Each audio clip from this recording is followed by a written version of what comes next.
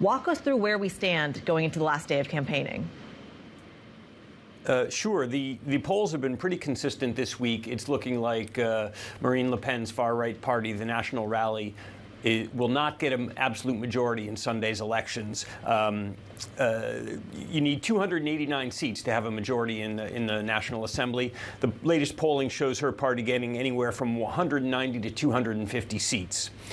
She was on TV this morning making her last pitch to voters. Today's the last day of campaigning, and her message was, look, don't necessarily believe the polls. Predicting the seats in a big assembly like this is not an exact science. She points out that in 2022, pollsters showed her party winning about 40 seats in the assembly. They ended up doing much better than that. So she says, A, don't believe the polls. B, she's also saying, look, it's either me or it's going to be gridlock. If her party does not get an absolute majority, it's going to be very difficult for anyone to form a government. So she's saying me or gridlock. That's the message she's putting out.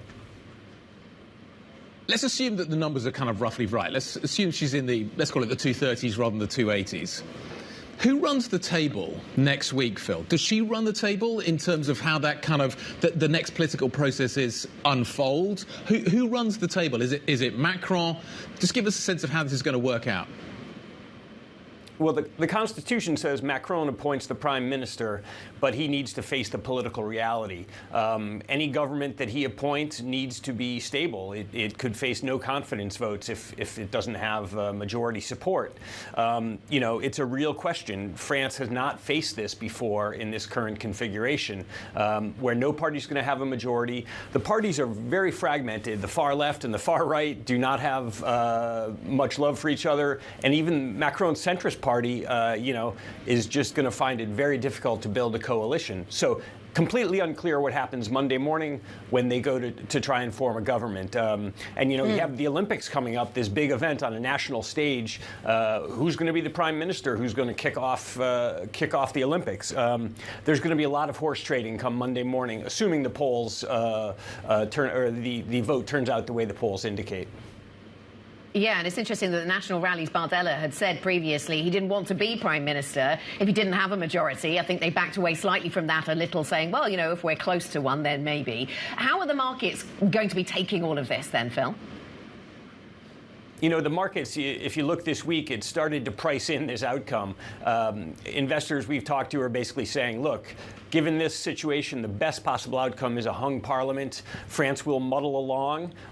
You know, the big concern is about France's debt load and getting that under control.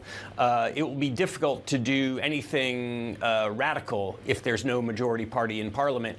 So investors are at least comfortable with the fact that there won't be a massive change. But certainly Macron's business-friendly policies, his reforms, those are kind of off the table. You know, the worst outcome that the investors see from the left and the right, those are off the table as well.